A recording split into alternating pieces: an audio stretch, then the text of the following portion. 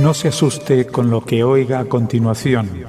Es el eco del pasado cuando empezaron las emisiones de Radio Sefarad a finales de enero del 2004 y cuyos informativos semanales hemos reunido para revivir lo que entonces pasaba desde la perspectiva de nuestro tiempo.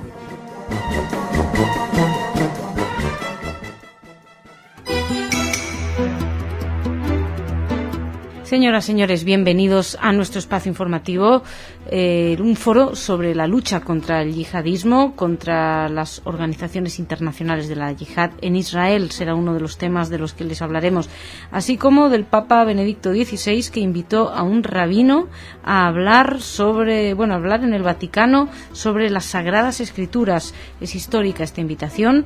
Les hablaremos de la comunidad judía de Berlín, que ha reabierto sus puertas al pasado, también del Museo del Holocausto de Jerusalén, y terminaremos acercándonos a una comunidad judía para ver cómo celebran Rosh Hashanah. Todo esto en la primera parte del informativo. En la segunda parte Ana vendrá con noticias culturales. De noticias más específicas, viniendo de Israel, más relacionadas con la actualidad, pueden escuchar el Desde Israel, que como cada viernes nosotros grabamos con nuestro corresponsal, con Salem Ergui, y que pueden escuchar a continuación, después de las noticias, si están escuchando Radio Sefarad en modo completo. Si no, no tienen más que salir de las noticias y pinchar en Desde Israel. En él, Salem Ergui nos habla del discurso de Ahmadinejad, nos habla también de la situación de crispación en Israel después de algunas noticias preocupantes que llegaban ayer. Tenemos que disculparnos, por cierto, sobre la calidad del sonido de la comunicación, pero bueno, el teléfono no siempre permite estar a un nivel demasiado elevado. Nosotros empezamos ahora con esta información, con este informativo, y empezamos dándole la bienvenida a Jordi. Jordi, ¿cómo estás? Hola, Masa, muy bien. Tengo que también decir a los oyentes que me disculpen la voz, que no la tengo hoy en mi mejor estado. Nada, llevas tú una semana, querido Jordi, que te va a venir muy bien este descanso. Cuéntame, hablábamos de un foro para luchar contra la yihad. Cuéntanos. Sí, la noticia la hemos recogido en Aurora Digital. Dice que el gobierno israelí ha decidido establecer un foro especial que se ocupará de las amenazas planteadas por las organizaciones internacionales de la yihad a los israelíes en el país y también en el extranjero. El jefe de la Oficina de la Lucha contra el Terrorismo del Ministerio de Defensa será la cabeza del foro, que tendrá miembros del Mossad, del Servicio de Seguridad Interior, del Tzahal y otros organismos de seguridad. El foro se reunirá al menos una vez cada 2 meses en función del número de amenazas, con el objetivo de coordinar la acción de todas las fuerzas de seguridad frente a las crecientes advertencias. Bueno, también hay que destacar, y esto lo destaca Salem Ergui en su análisis, la lucha que están teniendo, los secuestros que han conseguido evitar los servicios de inteligencia israelíes en esta última semana. Tenemos que destacar, evidentemente, que la aprobación de la creación de este foro, y se espera que la institucionalización de la cooperación y la coordinación entre la seguridad y los aparatos de inteligencia de Israel mejoren la gestión contra la amenaza yihadista internacional. Lo que pasa es que, si me lo permiten, casi que la noticia es que esto no se hubiera hecho hasta el momento, porque da la sensación de que ya deberían haberse reunido en 20.000 oportunidades, teniendo en cuenta que la amenaza es tan seria. Al-Qaeda es probablemente uno de los nombres más temidos en este momento, pero las muchísimas ramificaciones que tiene este grupo yihadista, y el hecho de que no hay día que no haya algún atentado en alguna parte del mundo, pues nos hacía sospechar que en Israel ya había establecido este foro especial. Pero bueno, más vale tarde que nunca, y sobre todo esperemos que tenga resultados positivos y rápidos. Dejamos Israel y vamos a hablar ahora de relaciones con el Vaticano. Una invitación muy especial, Masa. La noticia la daba el diario El País. El Papa Benedicto XVI invitó al rabino Shear Yashub Cohen a hablar ante el sínodo de los obispos que tendrá lugar en el Vaticano el próximo mes de octubre sobre el tema de las Sagradas Escrituras. El sínodo de los obispos es un órgano de la Iglesia Católica creado por el Papa Juan XXIII al término del Concilio Vaticano II en 1965.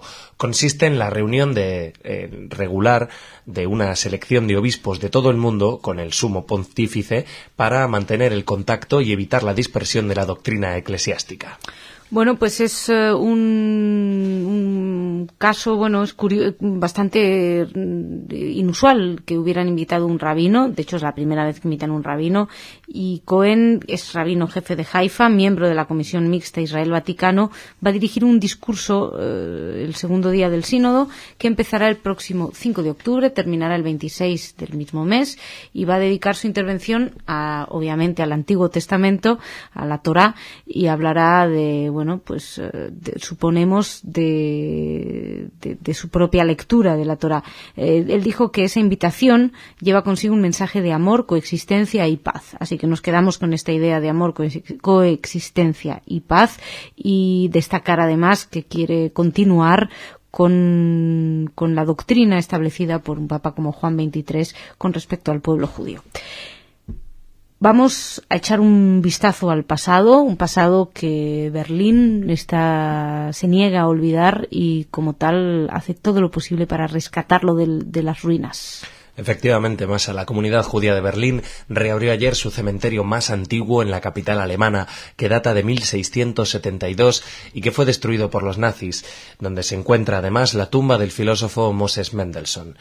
La única lápida de granito y con inscripciones doradas que recordaba hasta ahora que aquello era un cementerio era la de Mendelssohn, aunque se trata ya de la tercera copia y fue colocada donde se supone que estuvo la original.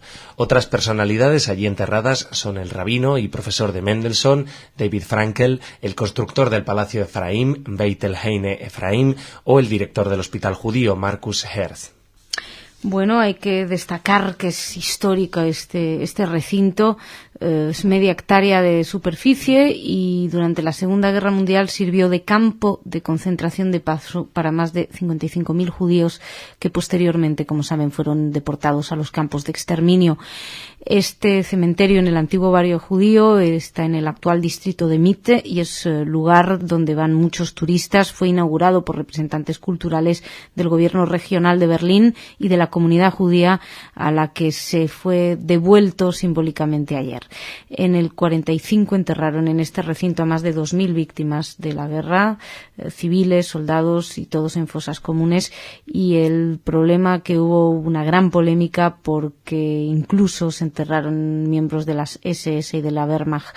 Según el historiador Uri Faber, la historia judía y alemana queda singularmente unida ahí hasta la eternidad. Esta es la lectura que hace de esa utilización tan polémica que se hizo posteriormente de este cementerio, pero desde luego que es destacable, además, bueno, figuras históricas que de alguna manera también pues despiertan el interés absolutamente de todos sus seguidores. Más cosas, seguimos hablando de Shoah, en este caso de la colaboración de una de las figuras más importantes de la cultura internacional, uno de los digamos de los padres del cine como se concibe actualmente, y su conciencia con respecto a este tema. El Museo del Holocausto de Jerusalén incorporará a su colección más de 200.000 horas de vídeo, en su mayoría testimonios de supervivientes del Instituto del Holocausto, creado por el director de cine Steven Spielberg. El diario Haaretz informaba ayer de que las grabaciones, que serán accesibles para el público en los próximos días, incluyen más de 52.000 entrevistas con víctimas de los campos de concentración y guetos en la Europa nazi. Estos testimonios se unirán a la colección de alrededor de 10.000 entrevistas de vídeo y 5.000 películas sobre la Shoah que conserva el Instituto Yad Vashem. Hasta ahora, la gran novedad es que hasta ahora este material recopilado por Steven Spielberg solo tenía un acceso limitado por Internet, pero Yad Vashem va a intentar darle una mayor difusión a través de la red y va a empezar colgando los extractos de los vídeos en YouTube, con lo cual cualquiera que esté interesado en conocer un poco de ese horror y de saber qué fue lo que sucedió, pues no tendrá más que acercarse a YouTube, que debe ser uno de los portales más vistos de todo Internet. El museo cuenta con muchísimas imágenes en sus archivos, voz, videos. Por el momento los sistemas de búsqueda y visualización, explicaban, no cuentan con los últimos avances tecnológicos, pero queremos creer que en breve podrán contar con ellos y será más fácil encontrar las cosas. La mayor parte de los testimonios no están doblados por ahora ni subtitulados y, según explicaban desde Yad Vashem, esto limita muchísimo su acceso, con lo cual imaginamos que una de las primeras cosas que van a tener que hacer es subtitularlos. Vamos terminando, si les parece. Queríamos terminar de alguna manera este último informativo del año con alguna noticia un poquito menos densa, menos terrible, y hemos querido acercarnos a una comunidad judía de la que nunca hablamos para ver cómo celebran ellos este Rosh Hashanah. Sí, Masha, se trata de la comunidad judía sefardí que vive en la región del norte del Amazonas, en Brasil. Va a celebrar Rosh Hashanah con su primer Mahzor propio, un libro de plegarias de Año Nuevo que incorpora sus liturgias y costumbres únicas. Este nuevo libro beneficiará también a otras comunidades judías sefardíes de habla portuguesa y a los descendientes de judíos que fueron obligados a convertirse al catolicismo durante la Inquisición, tanto de Brasil como de Portugal. David Salgado, encargado de la confección y edición del libro junto con el rabino Moisés El Mescani, señaló que este Mahzor es realmente el primero de su tipo. Y tal y como explico, va a permitir que los judíos de habla portuguesa, que siguen el rito sefardí, pues que mejoren la recitación, que entiendan mejor el significado y la importancia de las plegarias de Rosh Hashanah, que, como saben, se celebra y empieza a celebrarse este lunes por la noche, el próximo lunes.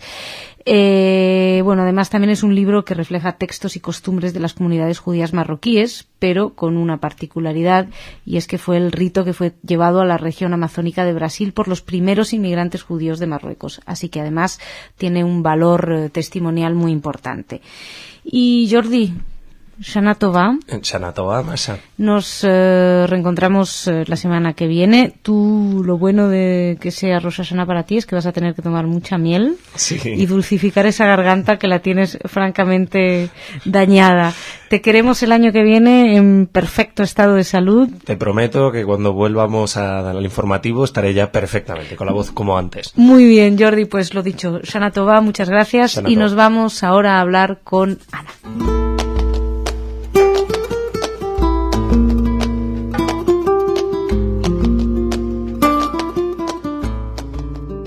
Ana, bienvenida. Gracias, Masha, ¿qué tal? Muy bien, cuéntame, ¿qué traes?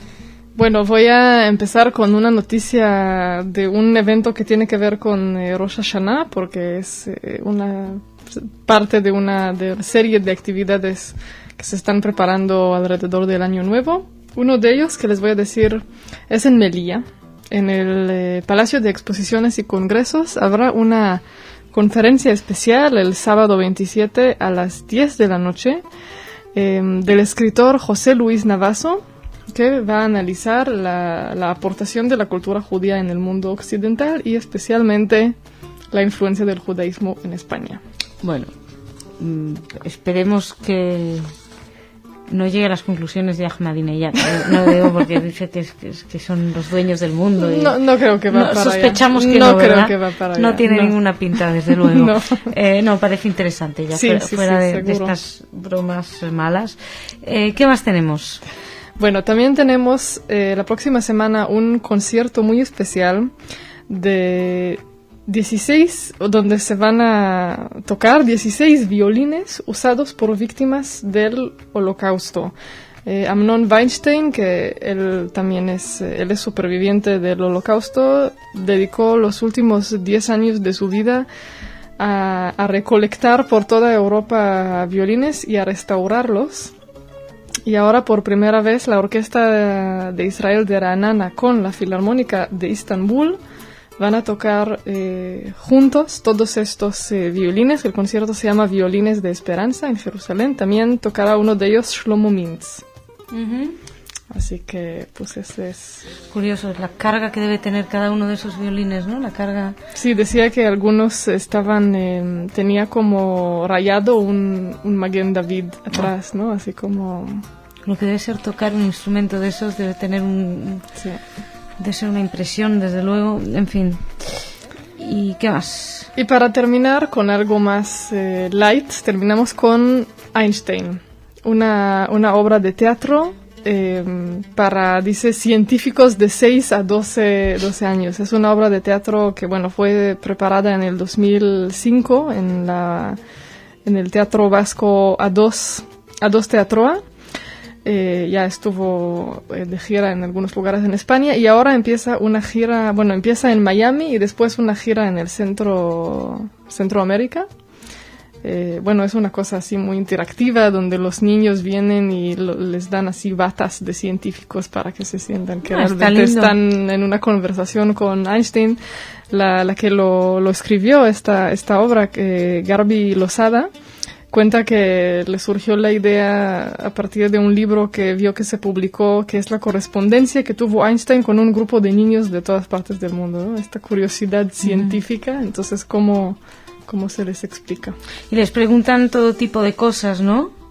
Les hacen, que son los niños que llegan ahí y le preguntan a sí, es a como Einstein una conversación. qué es lo que puede, no sé, que les puede explicar acerca de la teoría de la relatividad, me imagino. Sí, cualquiera de esas cosas. Sí, y también cuenta que después de uno de los espectáculos de esta obra, un niño dijo: lo he entendido todo menos una cosa, ¿qué es un judío?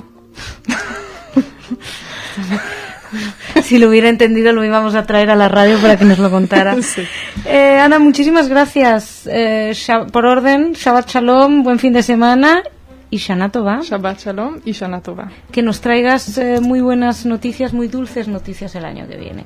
Ojalá. Señoras, señores, de ustedes no me despido todavía el año porque aún nos vamos a reencontrar en las noticias de los lunes, pero Shabbat Shalom, que pasen un muy buen fin de semana.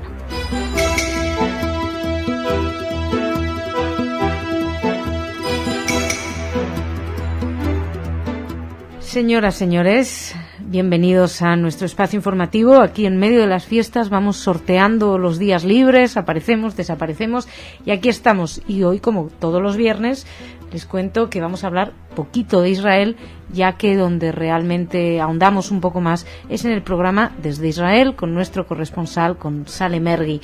Así que, ¿de qué vamos a hablarles nosotros? Pues les vamos a hablar de justicia para las víctimas de la OLP, pero en los Estados Unidos. Les hablaremos también de un australiano negacionista que ha sido detenido, además de una multa que debe pagar un antiguo militar nazi, un antiguo asesino nazi, también de Google, que lanza un servicio de traducción al hebreo, y les hablaremos también de un sistema para evitar robos y para evitar espionaje tecnológico. Después, en la segunda parte del informativo, será Esther quien nos traiga hoy algunas noticias de orden cultural.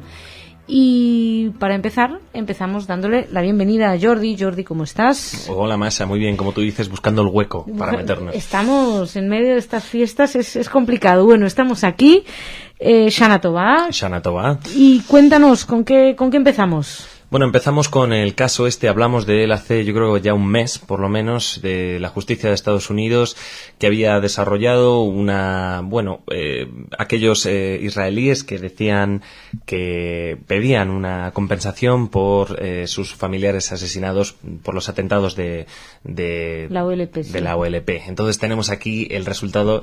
La justicia de Estados Unidos dictaminó que la Organización para la Liberación de Palestina no podrá deshacerse de las demandas que en el año 2004 presentaron familiares de las víctimas de atentados con bomba en Israel bajo el argumento de que los ataques fueron actos de guerra en lugar de ataques terroristas. La resolución fue dictada por el juez George Daniela, que autorizó así a que las demandas en nombre de las víctimas puedan obtener un juicio justo. Se trata de hasta 3.000 millones de dólares en daños durante los ataques perpetrados entre enero de 2001 y febrero de 2004. Bueno, pues el argumento de que eran actos de guerra pues fue rechazado básicamente porque hubo más de 30 muertos en esos atentados y los ataques dirigidos a lugares públicos, no a sitios militares, sino bombas en las calles, en paradas de autobuses, cafeterías, pues esos son blancos de grupos de atentados terroristas y no de cuestiones militares, no actos de guerra. El uso de las bombas en esas circunstancias, según el juez de Manhattan, indica una intención de devastación de las multitudes, de las masas. Así que por eso mismo fue la sentencia. Y seguimos nosotros, les traemos ahora, vamos a hablar de nazismo en primer lugar. Jordi. Es una noticia un tanto extraña que hemos cogido de La Vanguardia. La Audiencia Nacional de Bochum, al oeste de Alemania, condenó ayer a un excriminal nazi que ya pasó 22 años de cárcel por el asesinato de 6 judíos a pagar una multa de 1.600 euros, en este caso esta es una segunda condena, por atracar una farmacia en la localidad belga de Eupen. En marzo de 2007, este hombre, que tiene 91 años, asaltó el establecimiento utilizando una pistola de juguete con el dependiente. Bien, el condenado se justificó su atraco ante el tribunal como un acto de protesta para llamar la atención sobre las anomalías que se produjeron en su anterior juicio por crímenes de guerra. Sí, esta vez con 91 años, ya un viejito, atacó con una pistola de juguete y a uno pues puede hacerle casi hasta sonreír, pero hay que recordar que este hombre hubo una época que no tenía 91 años y tenía algo más que una pistola de juguete en sus manos y fue condenado en el 68 a cadena perpetua por el asesinato de 6 judíos polacos. Cumplió 22 años de prisión, es lo que tienen las cadenas perpetuas, que con unos pocos años se cumplen. Este hombre sostiene que durante la Segunda Guerra Mundial él solo cumplía órdenes de los superiores y dice que no tuvo en cuenta en el anterior juicio ese detalle y quiere que revisen el proceso. Obviamente se negó el tribunal. Bueno, pues, ¿qué más? Seguimos, Jordi, ¿qué más traes? Bien, ahora os voy a hablar de Gerald Friedrich Toben, de 64 años, que fue acusado por la justicia alemana por haber publicado y difundido supuestamente material antisemita vía Internet y por esto comparecerá ante un tribunal en la ciudad de Westminster, donde las autoridades solicitarán su extradición a Alemania. Las autoridades alemanas habían emitido una orden de captura en la Unión Europea en contra de Toben, quien ya cumplió tiempo en prisión tras ser condenado por incitación al racismo. Según la orden, Toben está acusado de publicar material de naturaleza antisemita y o revisionista que niega, aprueba o minimiza el asesinato masivo de judíos por los nazis, crimen que habría cometido en Australia, Alemania y también en otros países.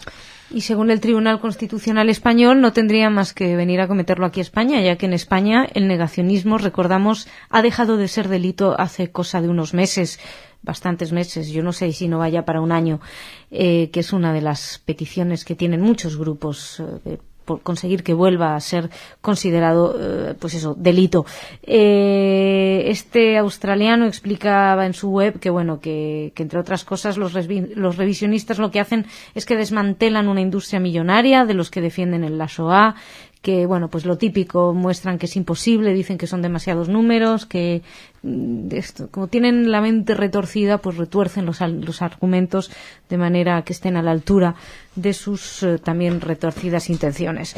Este hombre, además, para que vean el angelito, estuvo en Irán sosteniendo, obviamente, que las cámaras de gas fueron un producto, dice, principalmente dirigido contra los alemanes. En fin.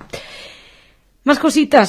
Seguimos, Jordi. Vamos a hablar ahora de tecnología. Sí, cambiamos de tema. Esta es una buena noticia que abre puertas a las distintas culturas y Google, la página de Internet probablemente más famosa después de Radio Sefarad, acaba de lanzar recientemente la versión en hebreo tras lanzar su servicio en hebreo del servicio de mails, que se llama Gmail, anunció que su servicio de traducción de textos, Google Translate, que traduce desde y hace 30 idiomas diferentes, ahora incluirá el idioma hebreo. Según recoge el portal de economía Globes Online, el programa también alinea párrafos en el margen derecho o izquierdo de la página, dependiendo del sentido que siguen los textos en cada una de las lenguas. Google Translate permite que los navegantes de Internet copien palabras o frases en la página de búsqueda y así las traduce. Bueno, desde luego que parece interesante para los que no hablamos hebreo el poder traducir, pero hay que destacar que es muy difícil. Al parecer hasta ahora no se ha desarrollado un sistema que permita traducir frases enteras de inglés u otros idiomas al hebreo. Y pues eso, no se habían conseguido buenos resultados, pero parece ser que esta nueva página de Google pues puede que traiga distintos resultados. Y terminamos, Jordi, si te parece, con otra de inventos, en este caso inventos para evitar el robo en empresas. Desarrollo tecnológico en Israel, una noticia que suele ser habitual. Una empresa israelí desarrolló un sofisticado paquete de programas destinados a evitar que los empleados o espías roben información confidencial de las compañías, poniendo el negocio en altos riesgos legales o financieros. Se trata de la empresa Control Guard de Herzliya, cuyo invento logró mantener conexiones USB, entre otras, bajo control, según informó el CEO de la compañía, Israel Levy, al medio Israel 21C. Levy explicó que la llegada de reproductores de música sofisticados y unidades de almacenamiento portátiles significa que las compañías necesitan un método sólido para evitar que los trabajadores utilicen sus dispositivos para robar datos. Sí, porque ahora parece ser que con la proliferación de pequeños USB, estos aparatitos donde hay una capacidad de 4 u 8 gigabytes de espacio, entonces en una tarde más o menos pueden vaciar los contenidos de un servidor. Así lo explicaban el mismo Levy al medio, a Israel 21C. Y bueno, pues la idea es implementar una serie de reglas que se apliquen a personas, a datos y a dispositivos, asegurando que solo se puedan realizar descargas autorizadas. Desde luego que imaginamos que bueno, algún tipo de protocolo debe haber de seguridad con estos casos. No previene solamente las descargas a USB, sino la mayoría de las interfaces de comunicación, Wi-Fi, sí, Bluetooth, Firewire, bueno, infrarrojos, entre otras. Vamos, que lo de poder sacar del ordenador de la empresa todos los datos que le interesa al trabajador, si lo quiere hacer, lo va a hacer, pero le va a costar un poquitito más. Supongo que la idea es esa, ponerle más trabas. Jordi, muchísimas gracias. Gracias a ti, Masha. Nos encontramos la semana que viene. Shabbat Shalom, buen fin de semana. Shalom. Nosotros nos vamos ahora a hablar de cultura con Esther.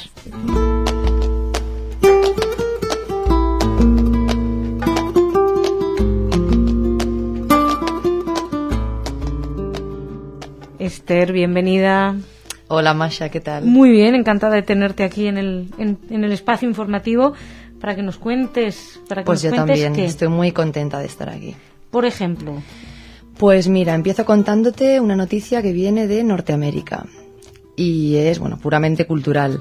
El compositor judío Philip Glass compondrá una ópera sobre Walt Disney por encargo de la Ópera de Nueva York. Y bueno, en principio está inspirada en la novela de Perfect American de Peter Stefan Jung. Y por lo visto es una exploración imaginaria sobre la vida y la carrera de Walt Disney, que es un personaje bastante emblemático de la cultura norteamericana. Y controvertido, Y controvertido. Porque es un personaje que además... no solo, el otro día es que con unos amigos estábamos hablando de Walt Disney y las 20.000 teorías distintas que hay sobre su vida, pero no solamente sobre su pasado, incluso uno de los que estaban ahí me decía que si había sido nazi, luego otro, sí, había una leyenda sobre eso. Otro que decía que no, que a él le habían dicho que era judío, en Mojácar dicen que también tenía algo que ver con España. O sea, es una de las personas con más vidas posibles. Oscura, ¿verdad? Sí, supongo que esta ópera de... A ver si Philip nos Glass alumbra un poco sobre la personalidad. Aunque con lo oscuro que es Philip Glass también a veces. No, a mí me encanta. ¿Qué más cositas tenemos? Vale, pues esta es un poco más triste, pero en fin, hay que contarlo. El Museo de Berlín, el Museo Judío de Berlín, ha abierto una exposición titulada Robo y Restitución, bienes culturales de propiedad judía desde 1933 hasta hoy. Y en fin, el título es evidencia bastante, ¿no?, de qué se trata esta exposición.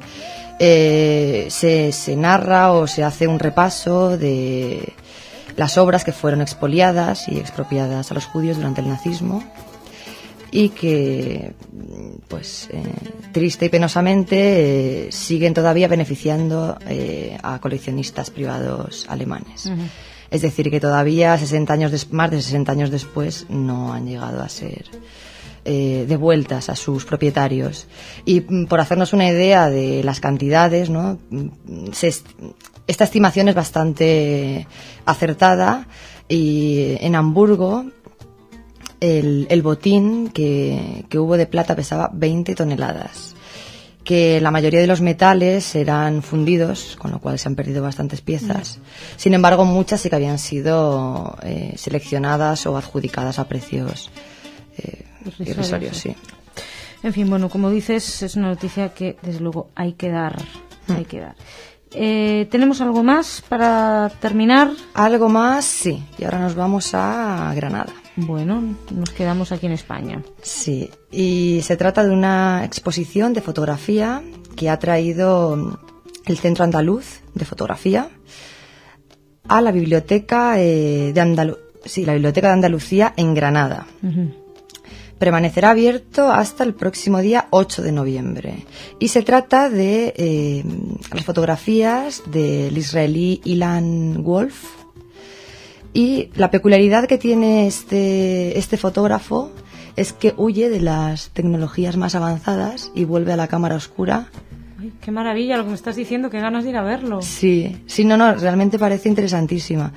Y pues eso, consigue unas imágenes pues distorsionadas o en fin, con efectos...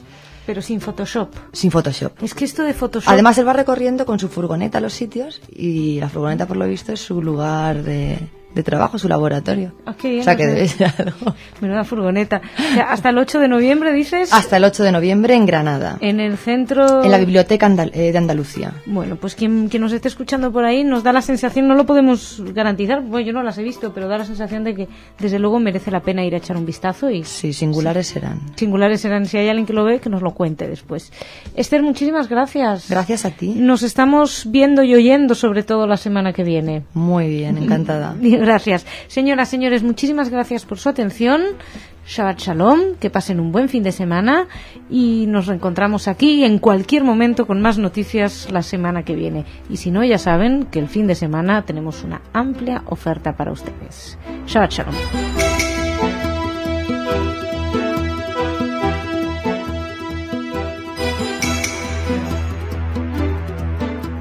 Señoras, señores, bienvenidos a este espacio de noticias en Radio Sefarad. Hoy Masha no está con nosotros, así es que Jordi y una servidora conduciremos el programa.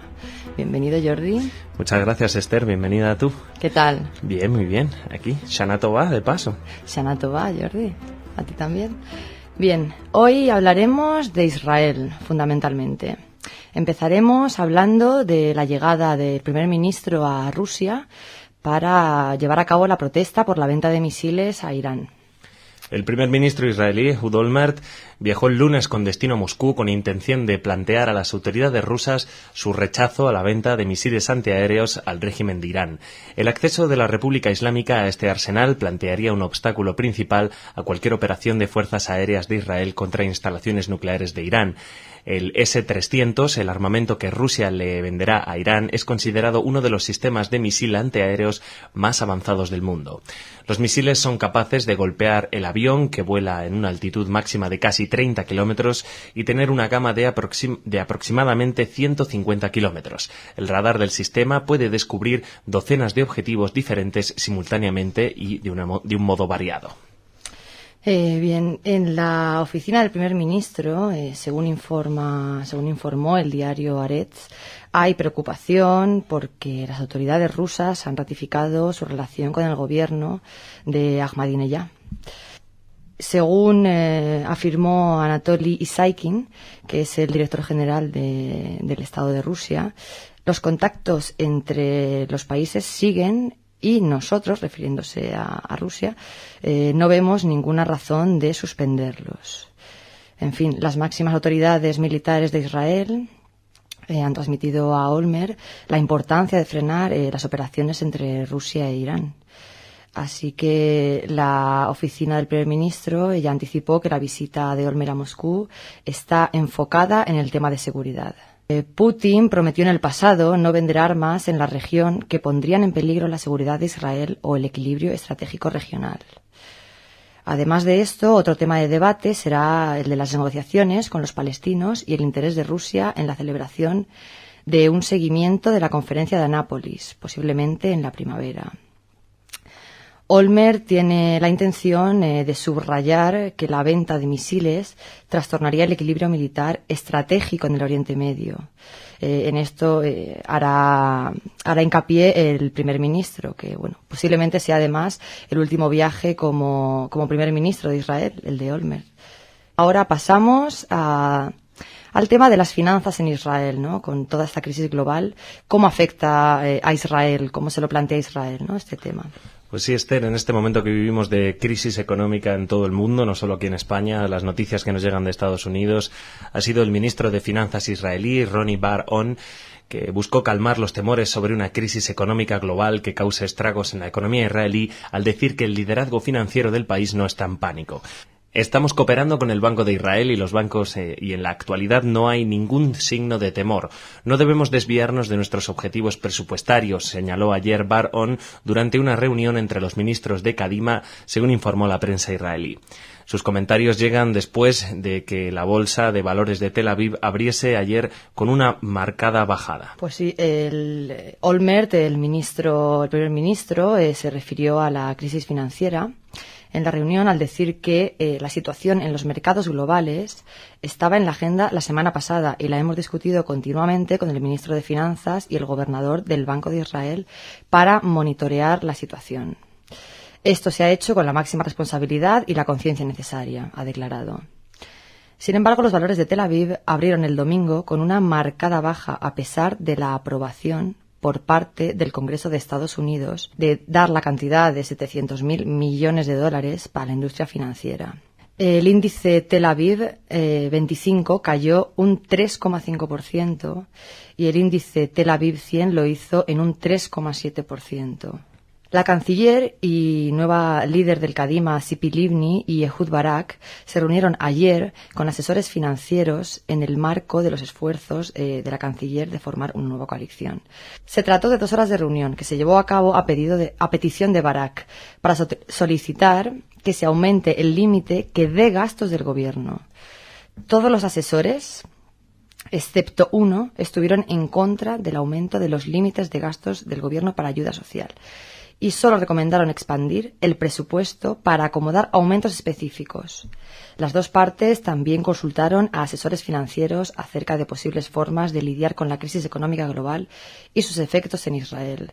Así que hasta allí llega la crisis que se vive globalmente y, en fin, ya se van tomando medidas, ¿no?, como en el resto de países europeos. Ahora pasamos a una noticia ligada a grupos palestinos. Ha surgido una nueva facción llamada Brigadas de Hezbollah, una nueva facción en Palestina y, en fin, Jordi, te doy paso. Pues sí, una noticia preocupante, una noticia que nos habla de una nueva brigada, como decías, una brigada armada que se llaman a sí mismos Brigada de Hezbollah en Palestina. Han anunciado su fundación con el objeto de luchar contra Israel, según reveló el propio grupo en un comunicado. El texto, cuya autenticidad no ha sido comprobada aún, manifiesta que los objetivos de la facción son los de llevar a cabo la yihad, la guerra santa, en nombre de Alá y de resistir a los enemigos del Islam. Agrega el documento que el grupo ha sido establecido después de que algunas facciones renunciaran a la lucha contra la ocupación israelí en aparente alusión al movimiento de la resistencia islámica, Hamás, que controla la Franja de Gaza y se ha venido a un alto al fuego desde junio pasado. Somos un grupo de yihad suní que no tiene nada que ver con la política, refiere el comunicado, que también subraya que sus acciones no sobrepasarán el interés general. En fin, son declaraciones un tanto crípticas y, sin embargo, que no dejan tranquilo a nadie. Los miembros de esta nueva facción son antiguos terroristas de distintos grupos palestinos como el secular nacionalista Al-Fatah o los islámicos Hamás y Yihad, añade el documento. Pese a su nombre, la facción ha negado cualquier vinculación con la organización militarista chií libanesa Hezbollah, excepto en el factor común de formar parte de la resistencia islámica y el amor a la forma en la que Hezbollah, el Partido de Dios, lleva a cabo su resistencia. El texto concluye con que la Hezbollah palestina apoya los esfuerzos para alcanzar una reconciliación nacional entre los movimientos rivales Hamás y Al-Fatah. Como decíamos, en fin, el surgimiento, ¿no?, de este grupo no es una noticia tranquilizadora ni muchísimo menos, y estaremos al tanto de su desarrollo, ¿no?, o su posible evolución. Y pasamos a continuación a otra noticia que también está ligada a las autoridades palestinas, pero en este caso es bastante más positiva. La autoridad palestina frustró un atentado suicida en Hebrón. Jordi. Pues sí, Esther, según Aurora Digital, de donde hemos recogido esta noticia, las fuerzas de seguridad palestinas frustraron un intento de atentado suicida dentro de la llamada Línea Verde, según informaron fuentes palestinas. El Servicio de Seguridad en Cisjordania detuvo a 2 altos miembros del ala militar de Hamás en Hebrón, los que estaban en posesión de armas y un cinturón con explosivos, dijeron las fuentes. Los sospechosos, que fueron arrestados hace 3 semanas, también estaban en posesión de una gran cantidad de dinero en efectivo, que se cree que utilizaría en la planificación para llevar a cabo el ataque. Uno de los terroristas es Wael Alvitar, uno de los jefes de las brigadas en la zona. Ninguno de los detenidos de Hamás en el operativo se resistió a la detención. Se sospecha que son parte ambos de una red del grupo terrorista que planeó y llevó a cabo un atentado suicida en Dimona y que en febrero mató a una mujer e hirió gravemente a su marido. Con lo cual no era una cuestión para tomársela a la ligera, es decir, había precedentes. Alvitar escondió en su casa a otro miembro de la red que cayó muerto hace varios meses en enfrentamientos con la unidad de la lucha contra el terrorismo de la policía en Hebrón, y que al parecer fue el terrorista que planeó el ataque de Dimona. Después de que los sospechosos fueran detenidos, el movimiento hizo un llamamiento a sus miembros, por primera vez en la historia instruyendo a que se opongan por la fuerza a los intentos de detenerlos por parte de la autoridad palestina. Hasta el momento no se produjeron violentos enfrentamientos entre Hamás y los funcionarios de la autoridad palestina en Cisjordania, incluso durante los operativos de la detención.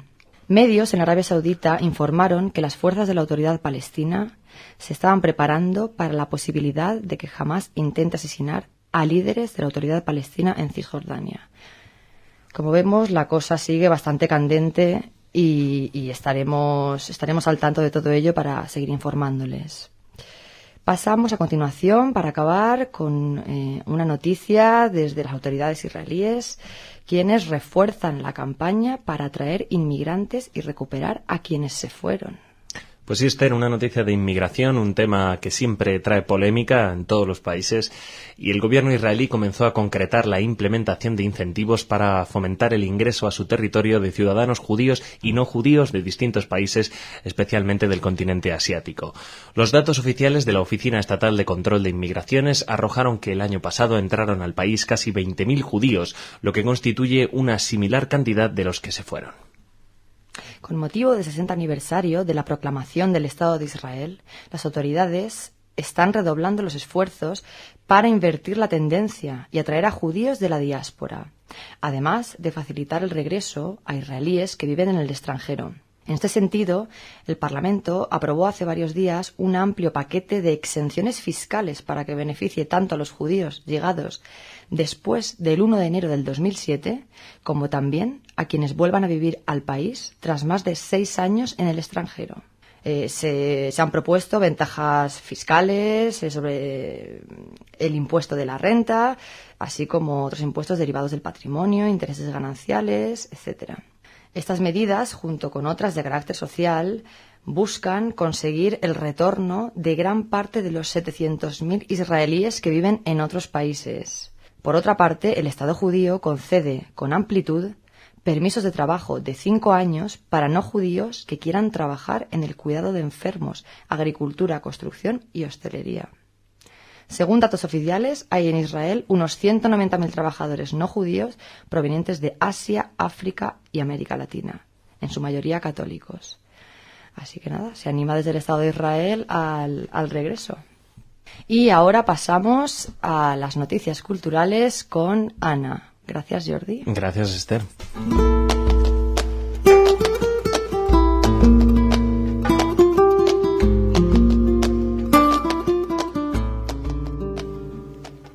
Hola, Ana, bienvenida. Hola, Esther, bienvenida. Tú también. ¿Cómo estás? Gracias. Esperando que me traigas noticias más distendidas de las que hemos dado Sí. anteriormente. Otro tipo.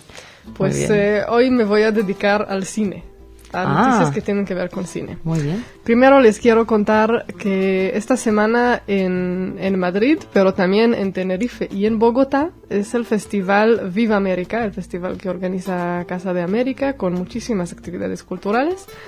Y entre sus invitados de honor se encuentra el cineasta argentino Daniel Burman, que probablemente recuerdan sobre todo por la película El abrazo partido, que ahora en pocos meses va a estrenar una nueva película aquí que se llama El nido vacío, me parece. y va a participar en 2 eventos en este festival. El 9 de octubre a las 6:30 de la tarde, se llama un conversatorio interdisciplinario, literatura, artes plásticas y cine, reír para no llorar. Y en eso participará pues Daniel Burman de parte del cine y también a su lado Jorge Bocanera y Enrique Fierro. Y después, el 11 de octubre a las 12 del mediodía, me parece que es el sábado, va a dar ya Daniel Burman una clase maestra que se titula Casi un trabajo, reflexiones sobre el oficio cinematográfico. Después... Me has recordado en El abrazo partido, creo que el guionista, uno de los guionistas era Marcelo Birmaje. Es verdad. Que ha venido aquí, si no me equivoco. Creo que no te equivocas. No sé, lo digo de memoria. No, creo que que me llamó la atención porque fue una película de bastante éxito. Muchísimo, sí. Internacional. Pues sí, estamos aquí esperando a ver la nueva película. Voy a ver qué tal. Bueno, aparte de eso, les quería contar también así 2 cositas. Primero que ya está estrenada en el mundo una película que se llama Hombre, hijo de perro, que está basada en la novela israelí de Yoram Kaniuk, que la escribió en el 68. Un libro maravilloso. Maravilloso. Que, bueno, cuenta la historia de un judío alemán, lo que pasó en los campos y después está en un psiquiátrico en Israel. En el desierto, además. Exacto. Sí. Entonces, bueno, ya hicieron la película, es una coproducción con actores como William Dafoe y Jeff Goldblum como los protagonistas. Y en Israel se va a estrenar en el Festival de Cine de Haifa, que es en enero de 2009, o sea, casi. Y bueno, ya veremos cuándo la traen también. Porque no fue un libro muy bien recibido por la crítica, tampoco en Israel. ¿El libro? El libro no fue bien recibido en 68. Exacto. Pero ahora es considerado de los clásicos más importantes de la literatura israelí. Parece que en el 68 todavía el tema del holocausto... No, la gente no estaba preparada, era difícil... pues tratarlo y sobre todo la manera de Kaniuk que fue muy controvertida para esta época. Pero pues no ahora tenía ni idea de lo de la película, qué bien. Pues mira, a ver si ya la podemos ver en España también pronto. Y bueno, por último, también les quería contar que hace unos años se hizo en Israel una película que se llamaba La Deuda, que es la historia de 3 agentes del Mossad que después de la Segunda Guerra Mundial se van a Berlín buscando un criminal nazi. Está basado en una historia real. Y bueno, ya sabemos que eso del Mossad le gusta mucho al mundo, se ve que es un tema muy atractivo. Entonces en Estados Unidos van a hacer una versión estadounidense de esta película La Deuda, un remake. con Helen Mirren como protagonista, buenísima. así que va a ser interesante, ya veremos qué hacen con Helen Mirren en el Mossad. Pues muy bien, Ana. Y eso es todo para hoy. Muy bien, pues muchísimas gracias por todo y mañana nos vemos. Gracias, queridos oyentes, sigan con nosotros y hasta mañana. Que pasen un buen día.